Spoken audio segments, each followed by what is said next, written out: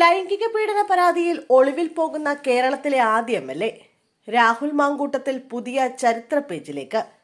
യുവതിയുടെ ലൈംഗിക പീഡന പരാതിയെ തുടർന്ന് രാഹുൽ മാങ്കൂട്ടത്തിൽ ഒളിവിൽ പോയെന്നാണ് ലഭിക്കുന്ന സൂചന.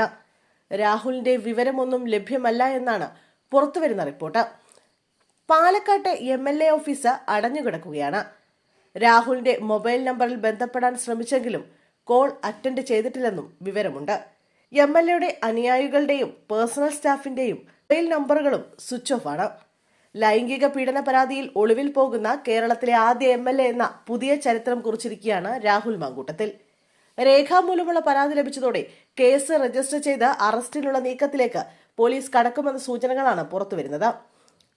പരാതിക്കാരിയുടെ മൊഴി രേഖപ്പെടുത്തി FIR രജിസ്റ്റർ ചെയ്ത് രാഹുലിനെ അറസ്റ്റ് ചെയ്യാനാണ് നീക്കം.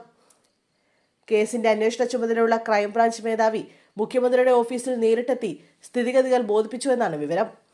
യുവതി നേരിട്ട് മുഖ്യമന്ത്രിക്ക് പരാതി നൽകുകയും ഡിജിറ്റൽ തെളിവുകൾ കൈമാറുകയും ചെയ്തതോടെയാണ് രാഹുലിന് കുരുക്ക് മുറുകുന്നത്. ശബരിമല വിവാദത്തിൽ നിന്ന് തലയൂരാൻ സർക്കാരിന് ലഭിച്ച തുറുപ്പുചീട്ടാണ് രാഹുൽ കേസ്. അതുകൊണ്ട് തന്നെ നടപടികളും വേഗത്തിലാവുമെന്നത് നിശ്ചയമാണ്. അതേസമയം രാഹുൽ മാങ്കൂട്ടത്തിൽ മുൻകൂർ ജാമ്യം ലഭിക്കുന്നതിനുള്ള ശ്രമത്തിലാണെന്നാണ് സ്ഥിരീകരിക്കാത്ത റിപ്പോർട്ടുകൾ പുറത്തുവരുന്നത്. ഹൈക്കോടതി അഭിഭാഷകനുമായി MLA ചർച്ചകൾ നടത്തിയെന്നും സൂചനയുണ്ട്. തെറ്റ് ചെയ്തിട്ടില്ലെന്നും തന്റെ നിരപരാധിത്വം കോടതിയിൽ ബോധിപ്പിക്കുമെന്നുമാണ് രാഹുൽ പ്രതികരിച്ചത്. രാഷ്ട്രീയമായി തിരിച്ചടിയുണ്ടാകുമെന്ന് മനസ്സിലാക്കിയ കോൺഗ്രസ് നേതൃത്വവും രാഹുലിനെ കൈവിട്ടു കഴിഞ്ഞു. പാർട്ടി MLAക്കൊപ്പമില്ലെന്നും സസ്പെൻഡ് ചെയ്യപ്പെട്ട ആളെന്നാണ് KPCC അധ്യക്ഷൻ പ്രതികരിച്ചത്.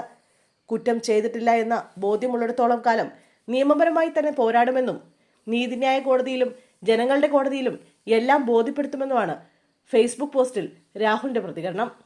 അതേസമയം രാഹുലിനെതിരെ പരാതി സമർപ്പിക്കപ്പെട്ട സാഹചര്യത്തിൽ MLA സ്ഥാനം രാജിവെക്കണമെന്നാവശ്യപ്പെട്ട് CPM-ഉം BJP-യും രംഗത്ത് വന്നു.